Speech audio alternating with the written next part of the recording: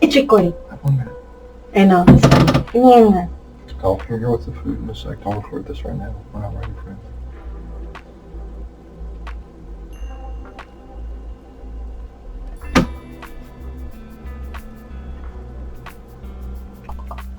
That was awesome. Oh God, now I'm torn between Pocahontas and Ratatouille. Which one? Pocahontas. Oh, Toy Story. Really? I have been edit. Like, I'll like, here go to the YouTube.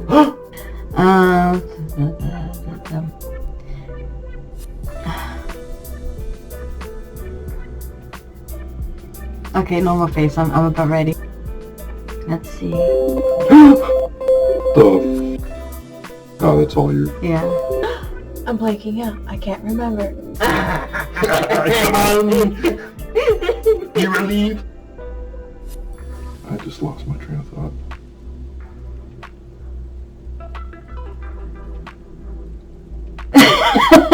Trying to make different video content. I don't know what the fuck I'm trying to say.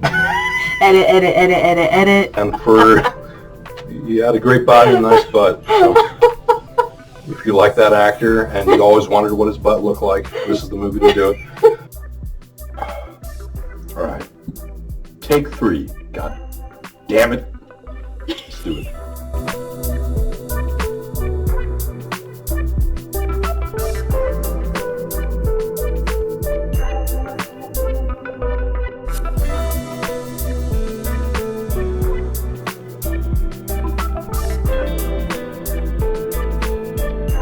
I'm Manny, Kimiko's husband. I'm just very excited to have him join me on my channel. Happy to be here, babe.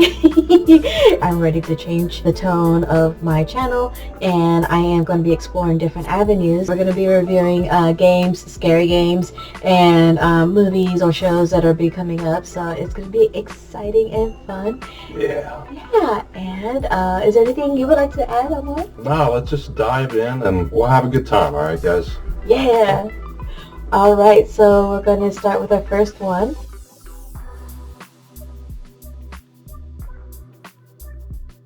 We're here today so that we can give you our review on the movie The Northman.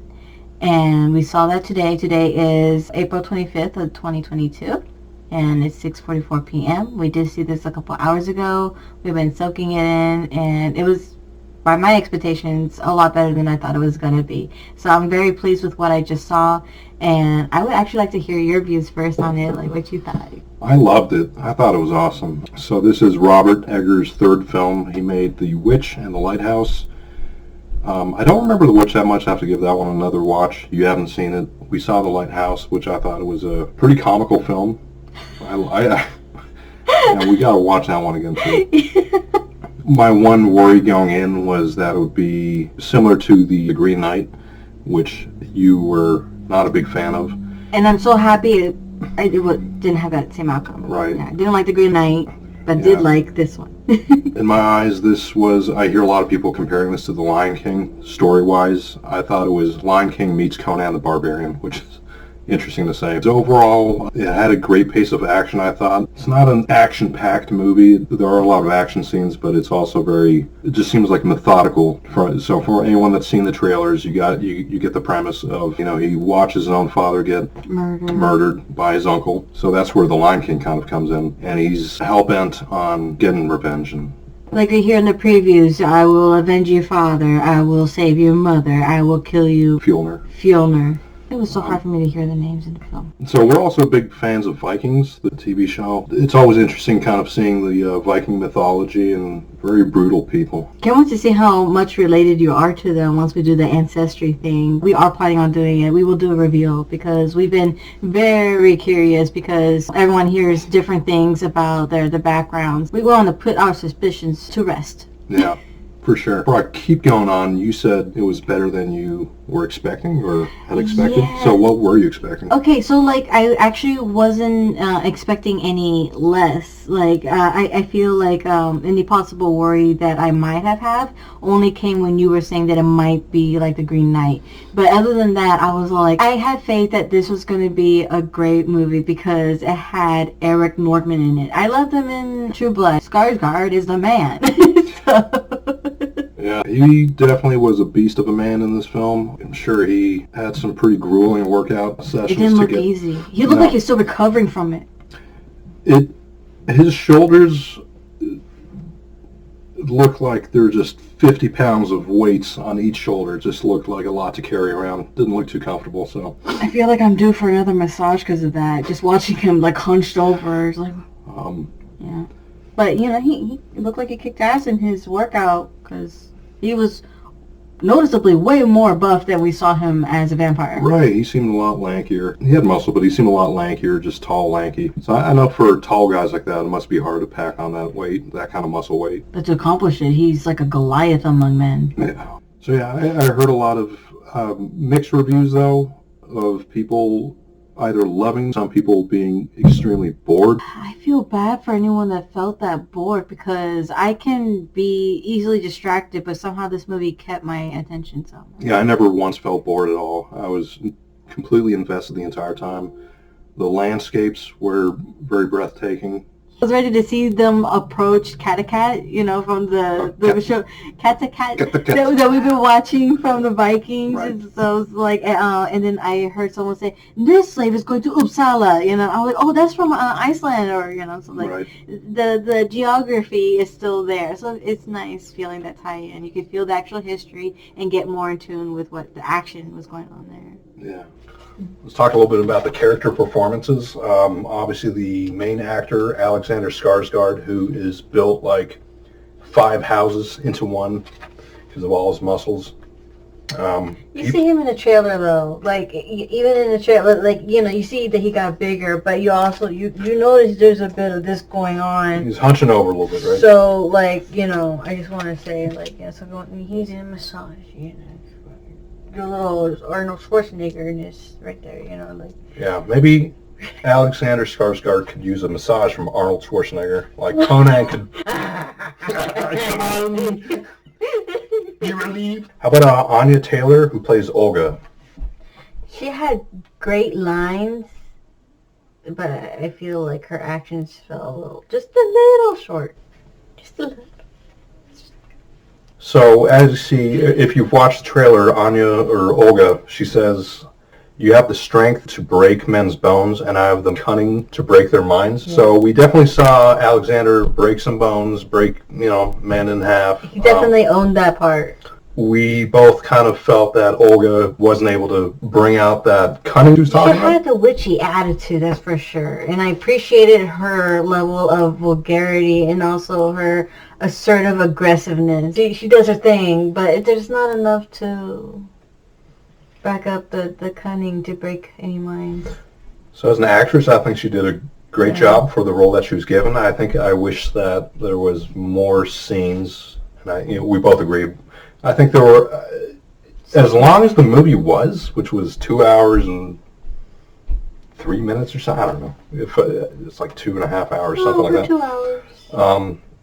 I almost felt like they could have added more scenes with her kind of showcasing her ability to just mentally mess with people and show that cunning that she's talking about. So I want to see her overall, though, I mean, she was awesome. The witch.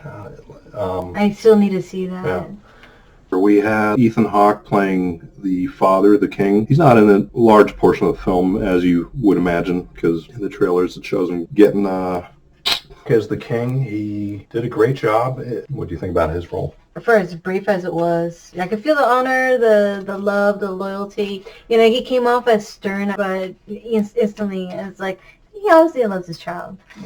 Yeah, I felt like I don't know if I would say cute, but like the beginning of the film when he's going in the tombs or whatever it was with the son. They had that little, it was a moment of teaching, so he was trying to kind of show him the ropes, and the way he did it was very... Yeah, there was a very loving but yet aggressive... Good delivery on that. Yeah. I think he did great. Nicole Kidman plays the Queen, Ethan Hawke's wife, and she gets kidnapped by the uncle, Fjolnir. She always looks great. She had a bigger role in this movie than I was expecting. By the trailers, I thought for some reason she'd get carried off and locked away in a dungeon somewhere, I'm not going to spoil anything, but she brought a lot more to the table than I was expecting. Well, she's a great actress, too. Like, she doesn't even have to be around and her presence is felt. And her character, she did things that kind of blew me away. I wasn't expecting any of it. I was like, eesh. So, and not necessarily in a good way either. So she kind of, her character, her story arc kind of... It has more seasoning to it than we expected. Right. It was more abundant in flavor than we anticipated. And when she opened up that can, the aroma just really knocked us away. Yeah, so... But, yeah, as you say, she's a great actress. Yeah. And, she did an awesome job. Yeah. And it's funny, before I had watched this movie, I'm thinking, Ethan Hawke, Nicole Kidman, they seem kind of like these big-time actors, but they wouldn't have been my first pick to be in a film like this. I mean, I saw Alexander Skarsgard. He's that European descent anyways. But Nicole Kidman and Ethan Hawke, I was kind of thrown off by the choice of having them in this movie. I don't know if that was just to give the movie more star power, but I thought they actually fit in both really well, and both serve their purpose and fulfill their roles extremely well. So she's the one character that I was most perplexed me. Her choices, and it was so hard figuring her out.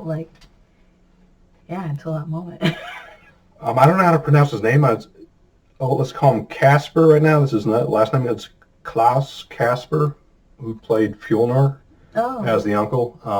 What do you think about him? Who's our main, I guess you'd say, our main villain of the story, right? Yeah. Well, of course, in the beginning, he was, I don't know, he shows that attitude, but then it's always a hindsight kind of thing. You look back at it, and it's like, you know what? With this new perspective, I can see, so it's like a mirror kind of behavior. It could have two different results. Depends on how you look at it. It's the same picture. There's always two sides to one story, right? Yeah. It's not always so black and white, and there's two sides to look at. I have to say, I don't know how old this guy is, but he was in great shape himself. I mean, you get to see some of his booty, and I've got to say, man, he had a great body and a nice butt. So if you like that actor and you always wondered what his butt looked like, this is the movie to do it. But I also thought he did a great job. I don't know him from any other film, so I don't have a giant film history on that guy, and don't have much to say about him personally. But for this movie, he was enjoyable to watch. He did his role. He was enjoyable to watch. Yeah, well, that was a funny scene. Okay. And then there's two kind of special guest appearances. One by William Dafoe, who plays Heimer, I think, and he's somewhat of a, back in the day, the Viking witches, right? He's always enjoyable to watch. And Bjork, the singer, plays the Seeress. So also somewhat the female version of what, I guess, William Dafoe played, right? So there's the male witch and then the female. Yeah. And they're both kind of like four seers, foretellers, and some kind of... people with that kind of insight. A little bit of magic to them. Yeah. That was enjoyable. They did great. Yeah. So, what's your star rating out of 5 stars? Out of 5 stars. I would give it 5 stars. 5 out of 5 for Kimiko. I would go 4.5 out of 5 only because of how we mentioned earlier. It would have been nicer to see Olga portray a little bit more. I felt like a few things could have been done a little bit differently or added to it just to kind of build to a little bit of more character building to some of the other characters. I guess I was quick to forgive because I'm thinking about the other characters and how they pretty much saved the movie. But overall, I mean, It would be, I could easily give it 5, but yeah, I'd probably do 4.5 just to say there could have been just a little bit more character building than some of the people. Yeah. Also, there was one scene involving, once again, I don't want to spoil too much, but psychedelic mushrooms. There was one scene, and I wish they kind of played around with that a little bit differently. Because history-wise, they're very well known, especially Vikings, to mess around with those. So I thought that could, yeah, sorry for cutting you off. Yeah, I thought that could have been, yeah. If I was directing it, I would have done a fun, like at least 10 to 15 minute, just really fun, trippy scene right there. Because the movie was, at times, it was very grounded, but there would be moments where it was very magical and majestic, and they were showing things that weren't really happening. It was more so in Amlet's, in his mind. Let's talk about like Valkyries and like skeleton kings, and these different things. So they were doing these scenes where they're all kind of to be interpreted in a different way or in somebody's mind. It just would have been so fun. They could have had so much fun. And just the fact that they even play with the idea of psychedelic mushrooms, it's like, oh, you gotta dive in a little deeper and have fun with that. I was thinking of, Fear and Loathing in Las Vegas. Let's bring some of that on board, Maybe it wasn't within the budget. No, I doubt it. This movie had a large budget. And Viking animations would have been badass.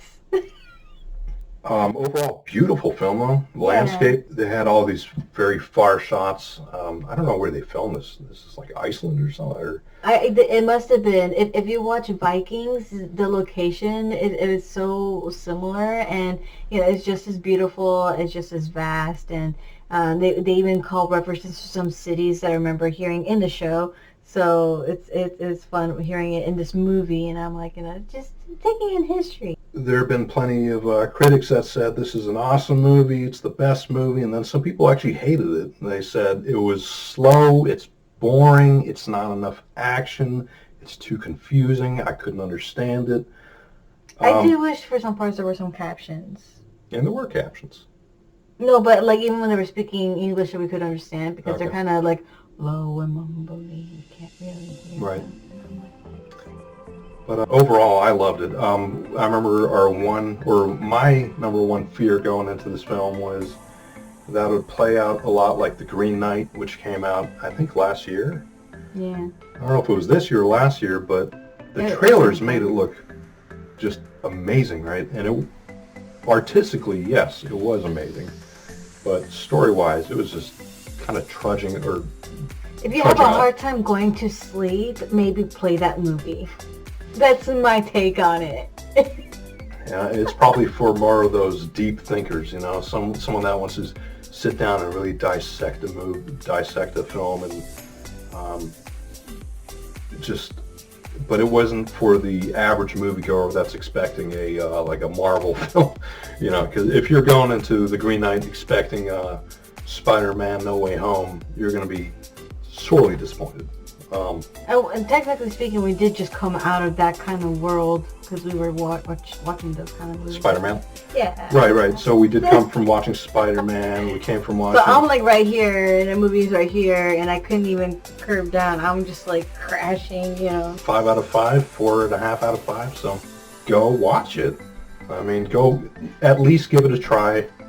At least give it a watch. I think it deserves that much. And it's a good date movie. It was for date day. It's not super romantic, but there's a light romance involved. Sure. Okay, thank you for joining us. We will catch you guys next time when we are going to be reviewing our next movie. Which might be, at this point, it's probably Doctor Strange, I think. And we are excited. So, yeah. Got a couple TV shows coming out that we want to watch on Disney Plus, because we're talking about kind of incorporating more Marvel. So I know everyone's doing Moon Knight. We still have to watch WandaVision. It's okay. So that's the point of us going into that. So I'm excited, looking forward to it. I always love Marvel, and just to be able to learn more about these characters, it's fun. in honor of Stan Lee. All right, guys. Thanks for having me on your channel, babe. Thank you for joining me. All right. See you guys next time.